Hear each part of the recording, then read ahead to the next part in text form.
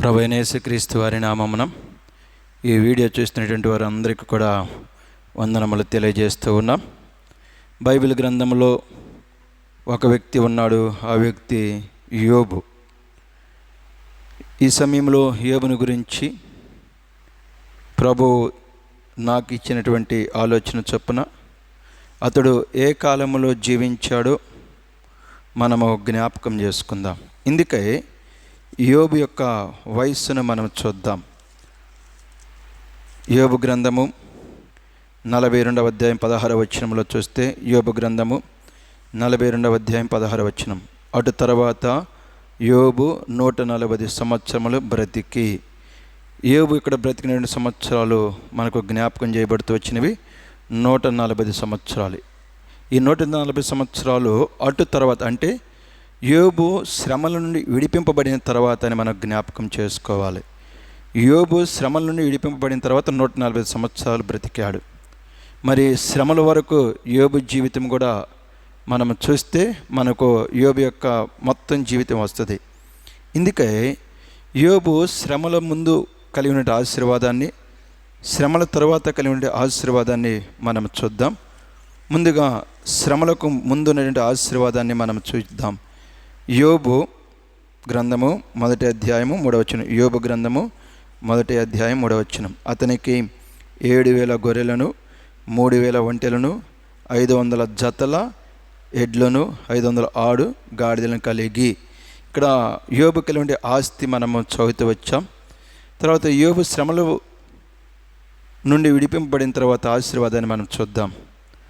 యోబు గ్రంథం 42:12, యెహోవా యోబును మొదట ఆశీర్వదించినంత కంటే మరి అధికముగా ఆశీర్వదించిన, అతనికి 14,000 గొర్రెలను, 6,000 ఒంటెలను, 1,000 జతల ఎడ్లను, 1,000 ఆడు గాడిదలను కలిగిన. దేవుడు మొదట ఆశీర్వదించినంత కంటే అధికముగా ఆశీర్వదించాడు అని ఇక్కడ రాయబడుతూ వచ్చింది. మొదట ఎంతకంటే 7,000 గొర్రెలు, 3,000 ఒంటెలు, 500 జతల ఎడ్లు, అలాగని 500 ఆడు గాడిదలు.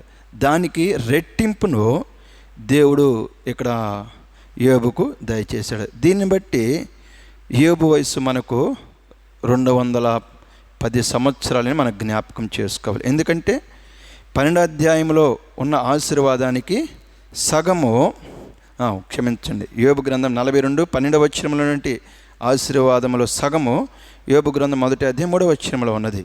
ఇప్పుడు యోబు వయసును మనం చూస్తే 42వ అధ్యాయం 16వ వచనంలో ఎంత?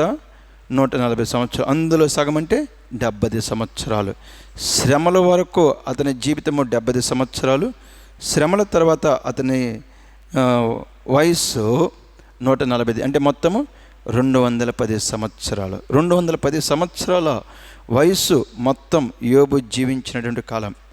ఇప్పుడు యోబు ఏ కాలానికి చెందినటువంటి వాడు అంటే అబ్రహాము కంటే ముందు, అలాగనే తన తండ్రి అయినటువంటి తెరహు తరువాత అని మనము జ్ఞాపకం చేసుకోవాలి. అందుకు బైబిల్ గ్రంథంలోనే మనం చూస్తే ఆది కాండము 25వ అధ్యాయము, ఆది కాండము 25వ అధ్యాయము 7వ వచనంలో అబ్రహాము వయస్సు ఉంటుంది. అతను మొత్తం జీవించినటువంటి వయస్సు, అబ్రహాము బతికిన సంవత్సరంలో 175. అబ్రహాము మొత్తం ఎన్ని సంవత్సరాలు బ్రతికంటే 175. అతని తండ్రి అయినటువంటి తెరహు ఎన్ని సంవత్సరాలు బ్రతికాడు అని మనం చూస్తే ఆది కాండము 11వ అధ్యాయము, ఆది కాండము 11వ అధ్యాయము 32వ వచనం.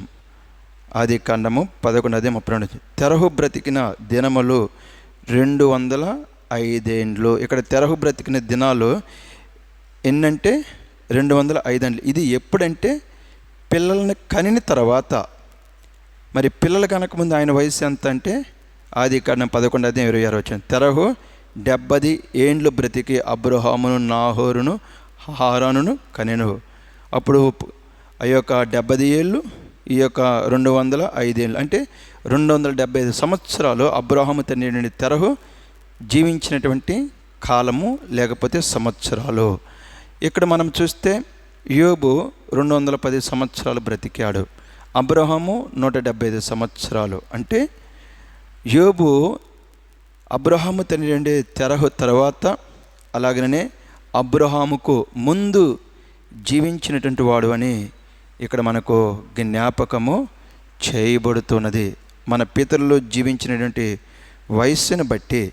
అలాగనే మరి కొన్ని రుజువులను బైబిల్ గ్రంథంలోనే మనము చూచినట్లయితే రండి, యోబు గ్రంథంలోనే మనం చూద్దాం.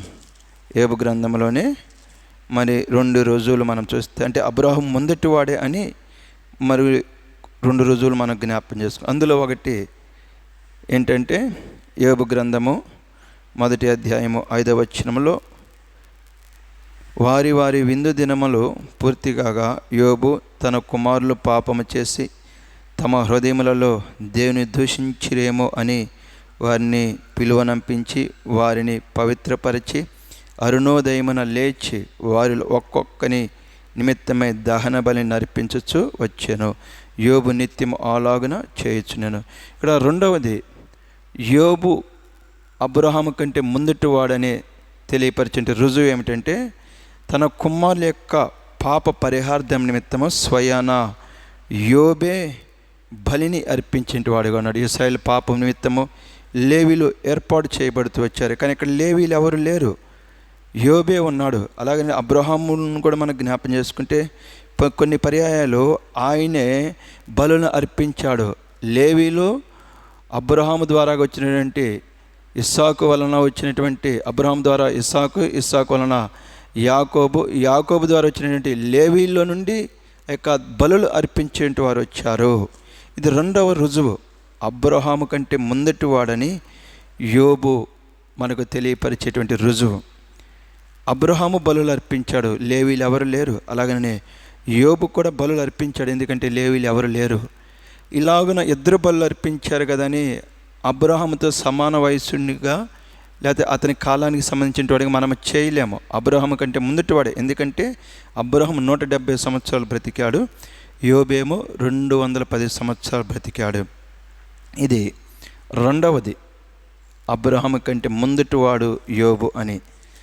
మరొక రుజువు మనం చూస్తే యోబు గ్రంథము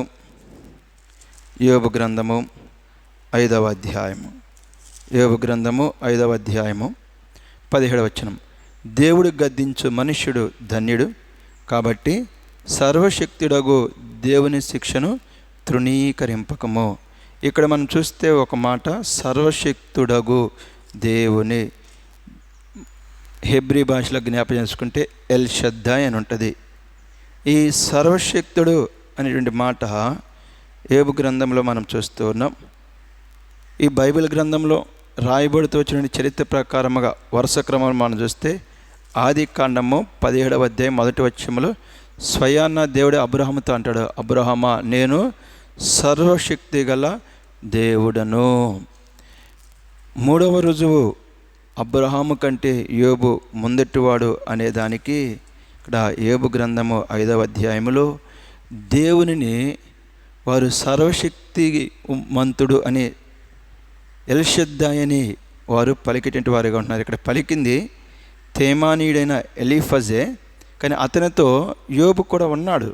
అంటే యోబు కూడా దేవుని సర్వశక్తిమంతుడని ఎల్ షద్దాయ్ అని పలికేటువంటి వాడుగా ఉన్నాడు. ఇది అబ్రహాము దినములను మనము జ్ఞాపకం చేసుకొని వచ్చినప్పుడు అబ్రహాముకు కూడా అక్కడ సర్వశక్తిమంతుడని జ్ఞాపకం చేసుకుని దేవుడే బయలుపరుచుకున్నాడు.